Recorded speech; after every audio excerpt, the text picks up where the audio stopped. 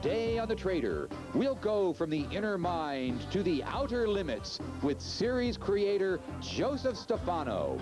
This is what I always tried to do with the Outer Limits, to kind of unseat you so that you didn't know, at least for the next hour, you didn't know where you were. And we'll take a sneak peek at the new film, Star Trek Generations, with production designer Herman Zimmerman. It's essentially a deja vu scene for the fans. They will see the Enterprise B for the first time in the same way that they saw the Enterprise for the first time in Star Trek the Motion Picture. All this and more on today's episode of The Sci-Fi Trader.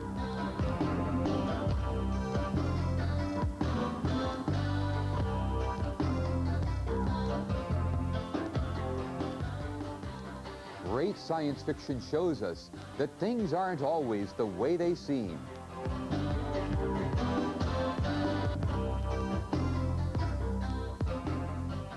Case in point, the Outer Limits, where monsters demonstrated the very human characteristics of mercy, honesty, and justice. Humans often demonstrated the monstrous characteristics of greed, callousness, and evil. Hi, I'm Warren James. Welcome to the Sci-Fi Trader. Whenever the distinctive Outer Limits theme music starts, I know that I'll experience the awe and mystery that reaches from the inner mind to the outer limits.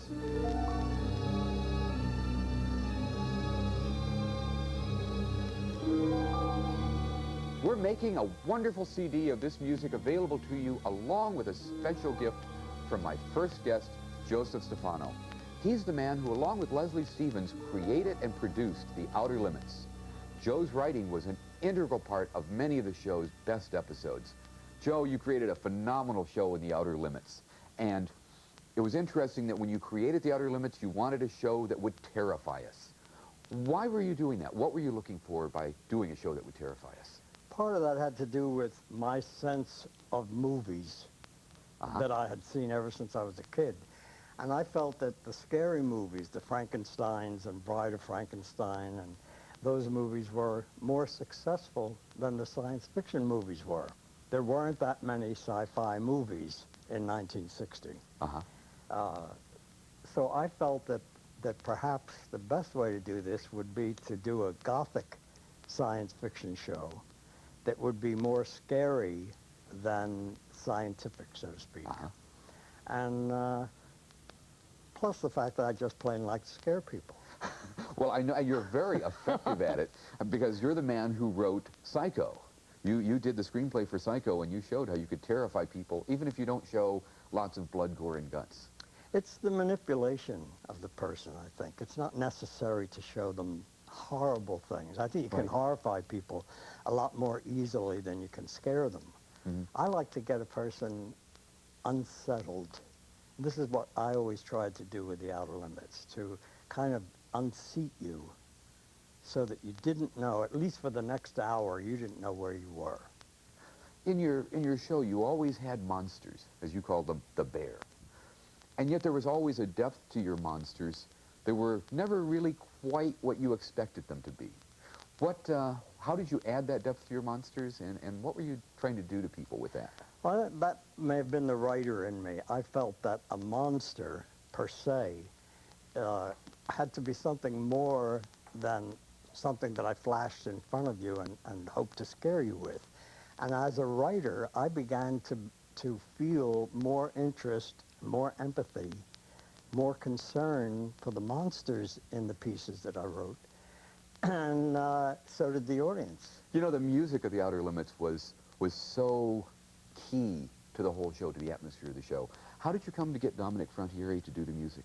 Well, Dominic had been working with Leslie Stevens on a picture. And I thought that Dominic's music was, as I say in the notes on the CD, that Dominic's music is a character in the show.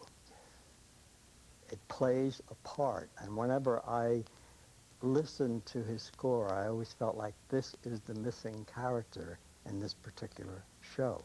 Of the shows that you wrote, because you wrote a number of them, which was your favorite?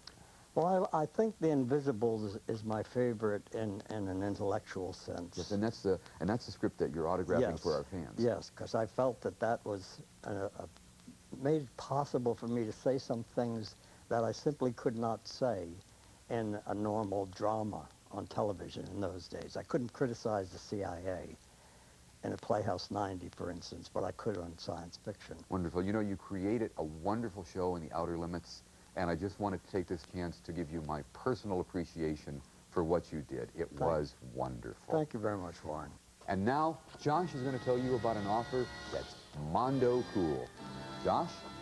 Dominic Frontier, the composer of The Outer Limits, is a musical legend.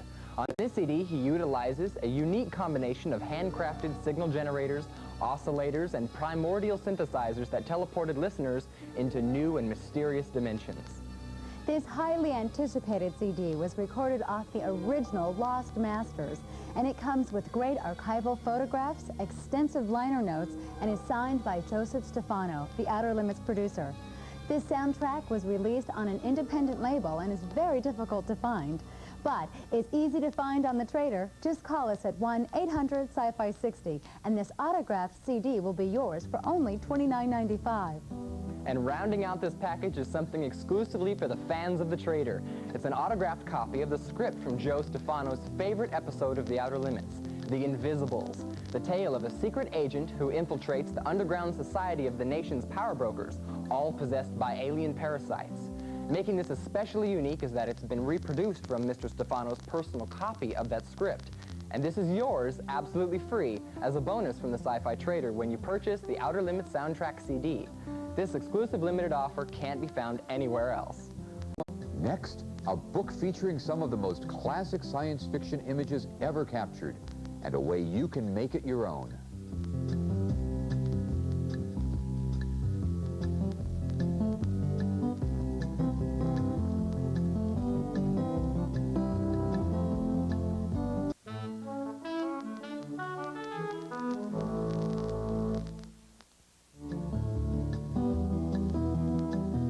At the Trader, we enjoy the art of movie posters almost as much as we enjoy the movies themselves.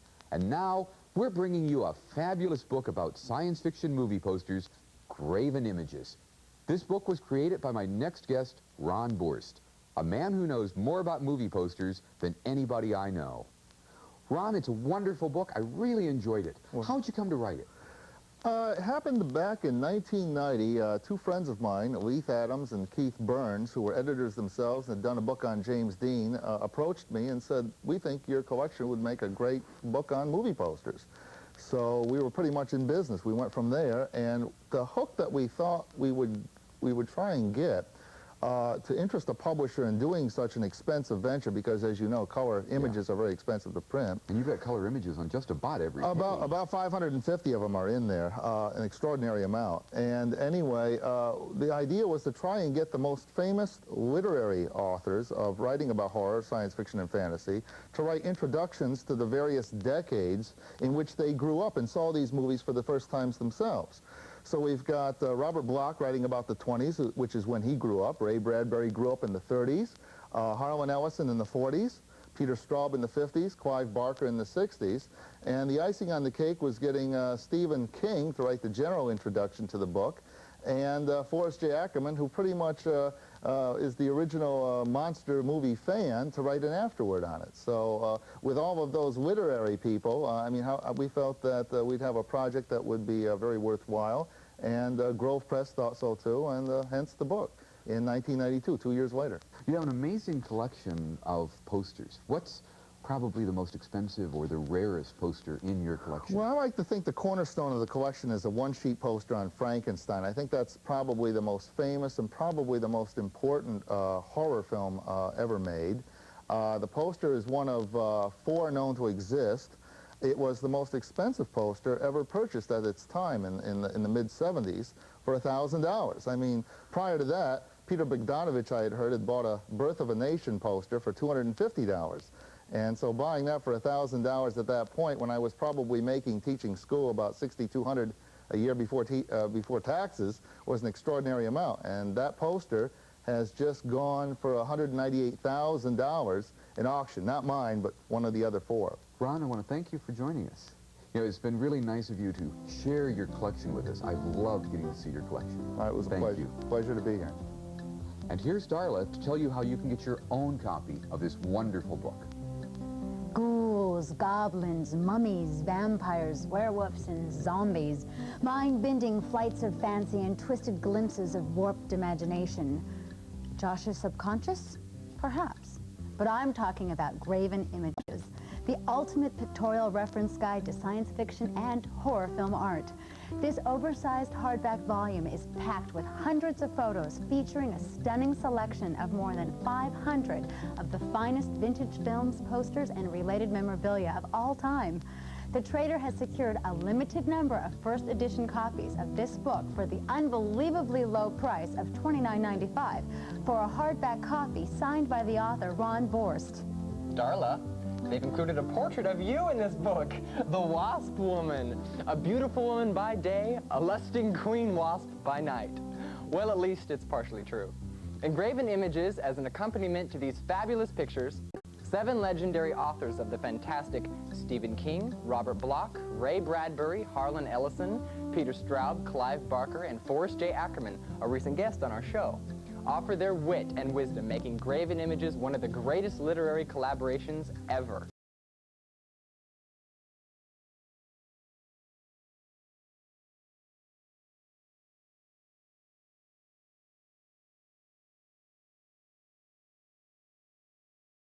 Ow! Sounds like a story for Sci-Fi Buzz. Hey, the Trader's always trying to get you the best deals. So we thought we'd do a little price comparison. We bought a copy of Graven Images at a national chain bookstore that advertises the lowest price in the country.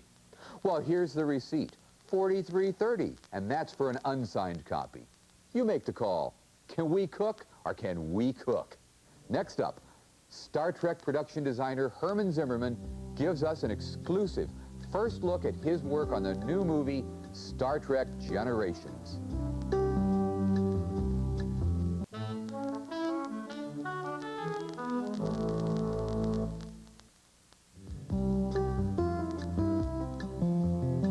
One of the people who influences our ideas about the future is Herman Zimmerman, the man in charge of production design for Star Trek Next Generation, Deep Space Nine, and the new Star Trek movie, Generations. Herman dropped by to chat with us a few weeks ago, and now we're going to share that conversation with you, along with offering a beautiful poster based on his design work. Herman, you're the production designer on a number of shows we've loved. What exactly is a production designer? Production designer is responsible for the look of everything that you see on the screen, except the actor and his makeup and wardrobe. So the production designer is responsible for creating the environment in a film or television show. He's responsible for all the doors and windows, the floor treatment, the ceiling, what you see out the window, all the props, all the furniture, all the draperies, et cetera, et cetera, et cetera. Everything you see on the screen, all the colors, all the textures, everything that creates the illusion of where you're supposed to be. We're coming up on the fall. Star Trek Generations. Could you tell us a bit about the stellar cartography room? Well, stellar cartography is as characterized in the script as a small set, but the director David Carson and I, and the producer Rick Berman felt that maybe we ought to really pull out the stops on this set. So we have a set that cost probably $150,000. It has another $100,000 plus in opticals that happen inside it. It's a 2-person scene between Data and Picard.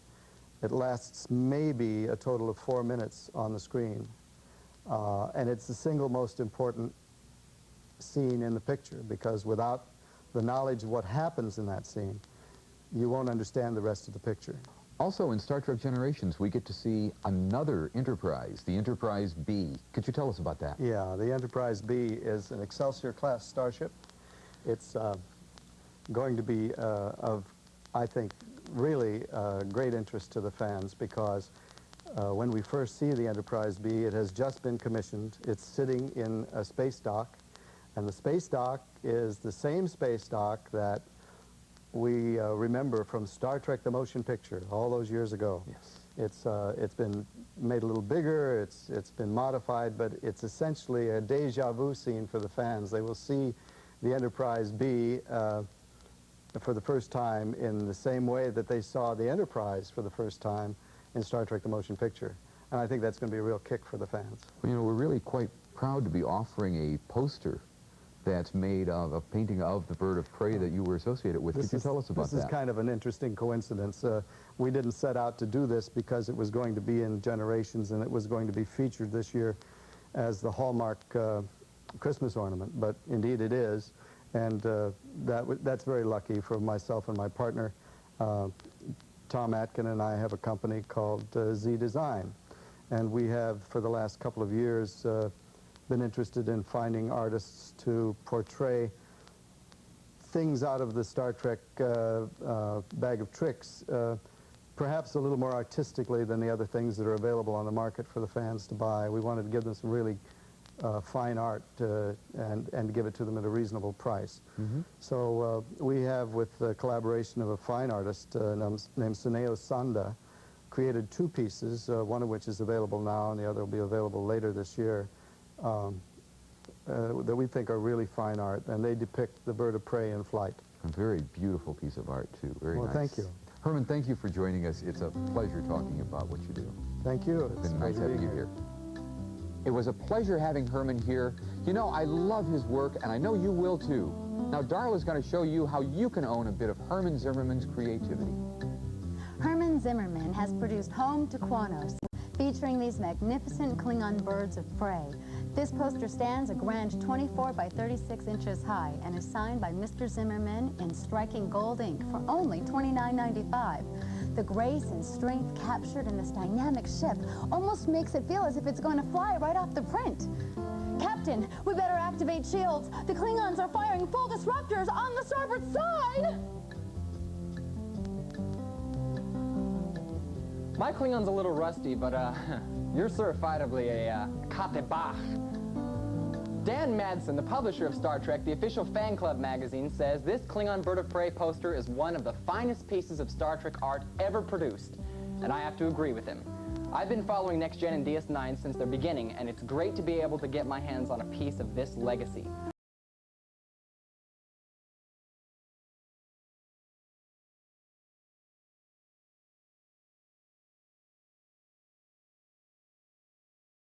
Earlier in the show, we had the pleasure to experience the sounds of the Outer Limits. Now here's Jim with a very special piece of Outer Limits memorabilia. What a pleasure having Joseph Stefano on the show today.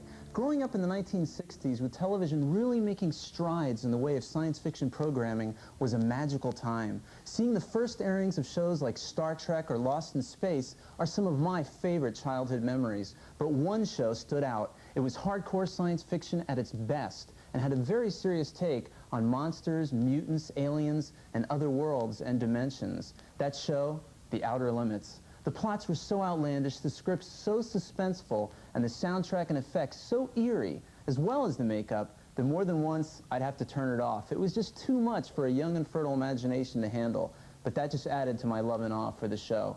One episode I managed to make it through was Soldier, written by Harlan Ellison. This is an original soldier helmet worn by Michael Ansara.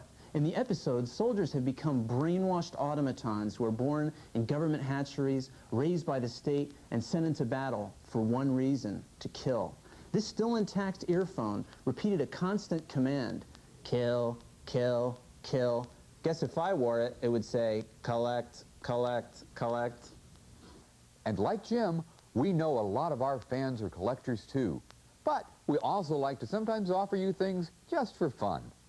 You know, a couple months ago, just as the movie was opening, we featured a latex mask from this summer's hit film, The Mask.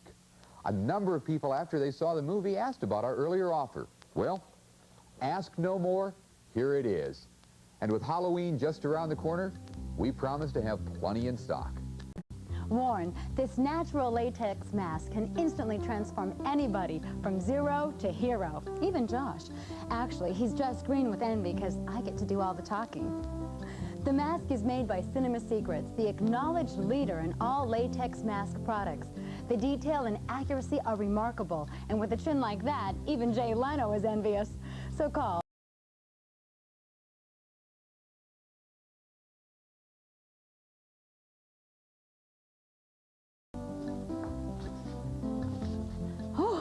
hero.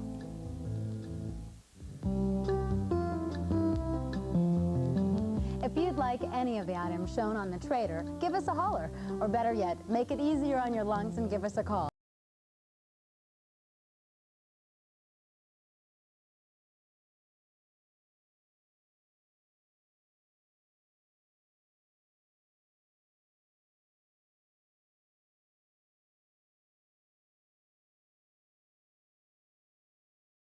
Here's a quick review of all the goodies we gathered for you today. First, we have the signed Outer Limits soundtrack CD for $29.95, plus a free bonus, a signed screenplay of Joe Stefano's favorite episode from the series, The Invisibles. Graven images. It's hardback, it's oversized, and it's priced to move. Best of all, it's signed by the author, all for $29.95. Get them while they last. After they're gone for good. Return to Klonos, signed by Herman Zimmerman. Fly this beautiful, bold Klingon bird of prey at full impulse power for just $29.95. The Mask from The Mask. Hey, latex and your face go together. How can you resist for only $29.95? Be the first on your block to go green and make the neighbors envious. For your convenience, we accept all major credit cards, personal checks, and money orders. Now here's Warren to hard rock your cerebral hemispheres with one final howitzer of homespun hullabaloo. Hey, tonight we've been talking about the unexpected, and here's something from left field. A quote from Buckaroo Banzai: "Wherever you go, there you are." I'm Warren James, and this is the Sci-Fi Trader. Till next week at this time, if I'm here and you're here, we'll both be here. I look forward to seeing you then. Do something unexpected this week. It keeps everybody guessing.